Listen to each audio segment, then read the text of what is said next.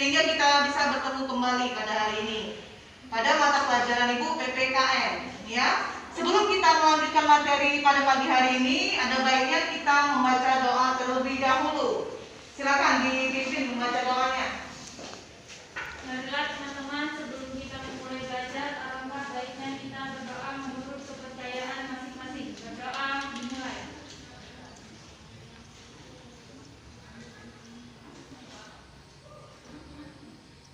Berdoa selesai. Masuk semua hari ini? Masuk ya. Kemarin ada satu siswa yang tidak masuk. Alhamdulillah hari ini sehat semua ya. Sebelumnya Ibu absen dulu. Nama yang dipanggil silakan bilang hadir ya, seperti biasa. Asri. Hadir, Bu. Baldatun Thoibah. Hadir, Bu. Lia Ferdianti. Hadir, Bu. Anak-anak, materi pembelajaran kita pada pagi hari ini, nanti Ibu akan tayangkan slide-nya, anak-anak dilihat. Hari ini kita akan belajar mengenai kasus-kasus pelanggaran dan pengingkaran kewajiban warga negara. Minggu lalu, pertemuan sebelumnya, kita sudah mempelajari mengenai apa itu hak dan apa itu kewajiban. Siapa yang masih ingat apa itu hak? Apa itu kewajiban? Iya, ayo silakan. Hak adalah segala sesuatu yang harus didapatkan oleh setiap orang yang telah ada sejak lahir. Iya, berarti hak itu sudah didapatkan sejak lahir. Iya, bagus sekali. Kewajiban adalah tindakan untuk menuntun orang bertindak bicara yang dianggap dapat diterima oleh masyarakat. Iya, tindakan yang dilakukan oleh orang supaya dapat diterima oleh masyarakat. Nah, sekarang Ibu akan memberitahu apa sih tujuan pembelajaran kita pada pagi hari ini. Ya, tujuan pembelajaran kita pada pagi hari ini yang pertama yaitu peserta didik dapat menganalisis ya hasil menganalisis kasus pelanggaran dan pengingkaran kewajiban warga negara. Lanjutkan, kalian amati gambar yang akan Ibu tayangkan.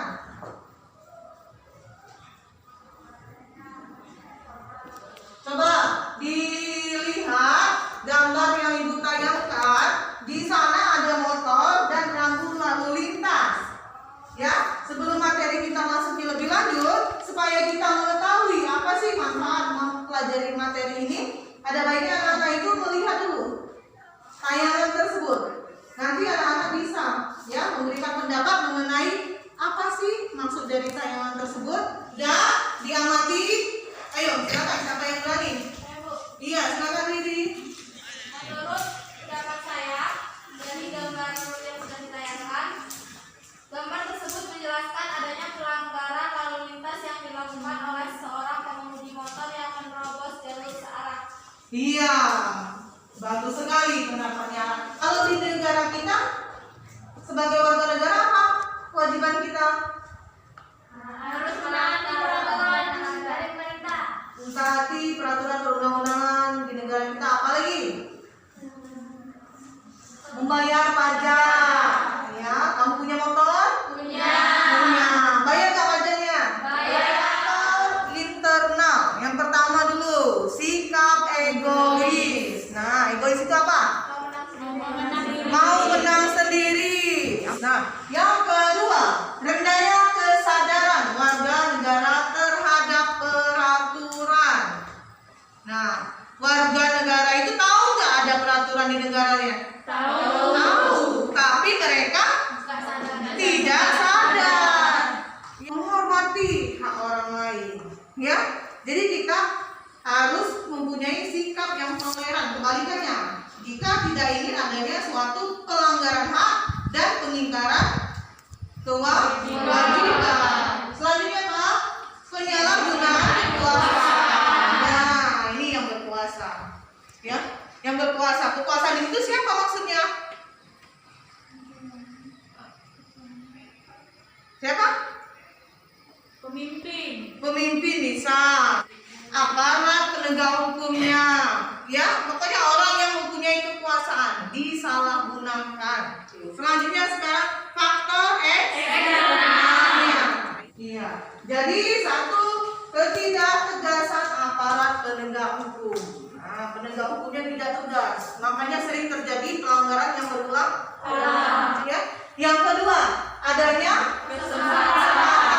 kesempatan dalam kesempitan. Kesempatan saya ya melanggar. Yang selanjutnya, terjadinya krisis moral dan karakter bangsa. Selanjutnya, penyalahgunaan teknologi. Berita hoax. Iya, itu yang merugikan sekali ya. Penyebaran berita hoax. Itulah penyebabnya adanya faktor internal dan juga faktor eksternal. Nah, sekarang Ibu minta anak-anak untuk membentuk kelompok. Satunya. Nah. Ya, nanti Ibu tayangkan video. Tulis dulu nama kelompok di kertas tersebut. Anak-anak silakan diamati tayangan videonya. Ya, dibaca itu ada tulisannya di video tersebut. Silakan anak-anak amati videonya. Ya, masing-masing kelompok melihat tayangan videonya sehingga bisa berdiskusi.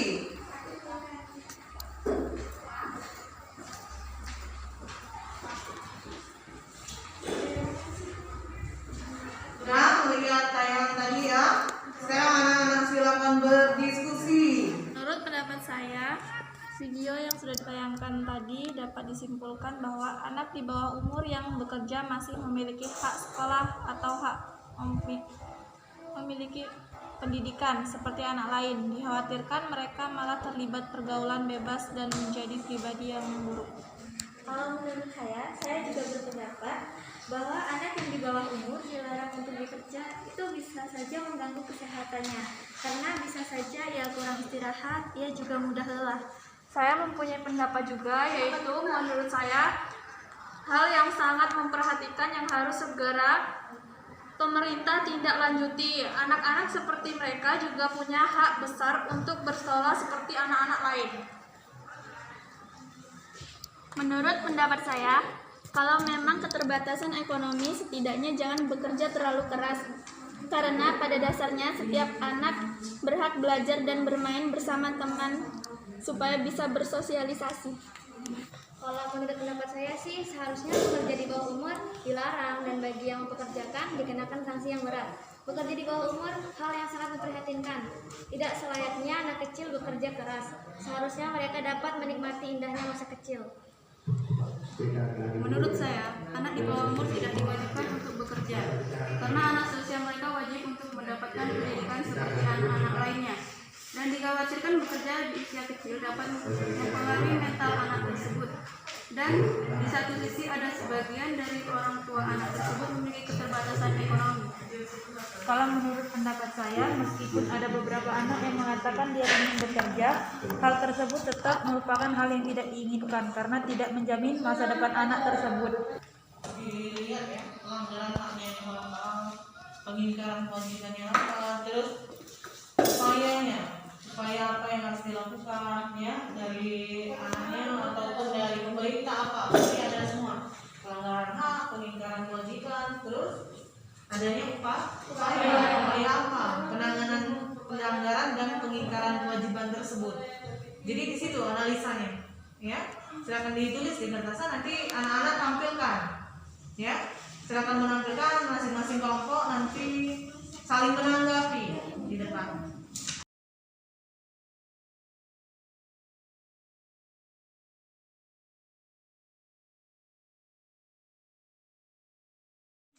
Udah ya. Sekarang Ibu minta menyajikan ya hasil analisis dari video yang sudah ditayangkan tadi mengenai kasus pelanggaran hak dan pengingkaran kewajiban manusia. Assalamualaikum warahmatullahi wabarakatuh. Waalaikumsalam warahmatullahi wabarakatuh. Kami dari kelompok 2 akan mengasih kesimpulan dari video tersebut. Sebelumnya saya akan memperkenalkan kelompok saya. Di sebelah saya ini namanya Lia Ferdianti, kemudian Asri Wijayanti, Suli Setianingsi, dan Naya Amelia. Dari diskusi kami tadi, kami jelaskan dulu. Menurut pendapat dari kelompok kami, kalau setidaknya jangan bekerja terlalu keras karena dikhawatirkan dapat mempengaruhi mental anak tersebut. Di satu sisi ada sebagian dari orang tua anak tersebut memiliki keterbatasan ekonomi. Jadi kesimpulan yang lebih rincinya, upaya yang harus dilakukan adalah menindaklanjuti kasus dari video tersebut, yaitu anak tersebut. Kewajibannya anak tersebut untuk mendapatkan pendidikan yang layak seperti anak pada umumnya. Hak anak untuk mendapatkan perhatian lebih dan kasih sayang dari orang tua anak tersebut. Sekian, terima kasih. Wassalamualaikum warahmatullahi wabarakatuh. Waalaikumsalam warahmatullahi wabarakatuh. Ya, silakan kelompok 2. Setuju nggak dengan pendapatnya? Setuju. Ada yang bisa kasih pendapat atau tambahan? Oke. Ya, saya setuju. Anak di bawah umur itu tidak diwajibkan untuk bekerja. Dia itu diwajibkan untuk memiliki pendidikan, untuk bermain, untuk beristirahat. Jadi tidak diwajibkan untuk bekerja keras karena masih ada kedua orang tua atau sekelilingnya yang untuk membantu anak tersebut. Gimana? Iya, jadi itu ya. Jadi menurut kelompok 1 tadi anak tersebut tidak harus bekerja. Selanjutnya kelompok 1 silakan tampilkan apa yang kamu dapat yang analisis tadi.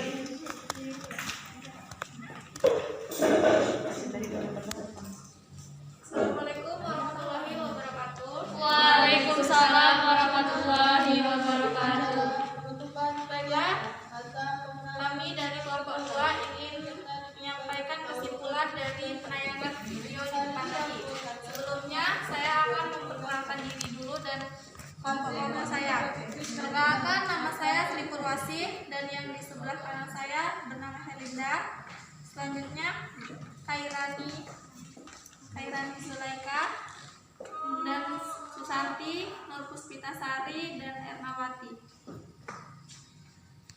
Di sini saya akan menyampaikan kesimpulan dari video tadi. Menurut saya tidak wajib, tidak harus karena di umur mereka saat ini masih ditanggung oleh kedua orang tuanya. Di umur mereka saat ini seharusnya mereka harus lebih fokus pada sekolah, belajar, bermain, dan beristirahat. Akan tetapi jika di samping itu mereka bekerja untuk membantu kedua orang tua, mereka mungkin tidak apa, asalkan mereka tahu waktu untuk beristirahat dan belajar. Di sini pelanggaran hak, seharusnya anak tersebut masih mendapatkan hak untuk bersekolah.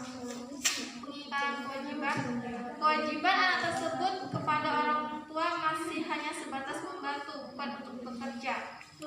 Dan upaya yang dilakukan adalah harus ada kesadaran dan perhatian dari orang tua maupun pemerintah untuk memberikan hak dan kewajiban terhadap anak tersebut. Sekian dari kami. Terima kasih. Wassalamualaikum warahmatullahi wabarakatuh. Baiklah, itu tadi hasil analisis dari kelompok 1. Silakan kelompok 2 menanggapi dari hal tersebut. Kalau menurut kelompok kami sih nggak apa-apa kerja, tapi jangan kerja yang terlalu keras. Bekerjalah dengan kerjaan yang ringan-ringan saja.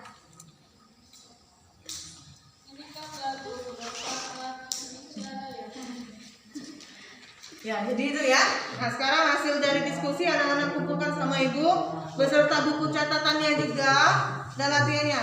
Ibu mau melakukan penilaian sebelum kita tutup materi pada hari ini.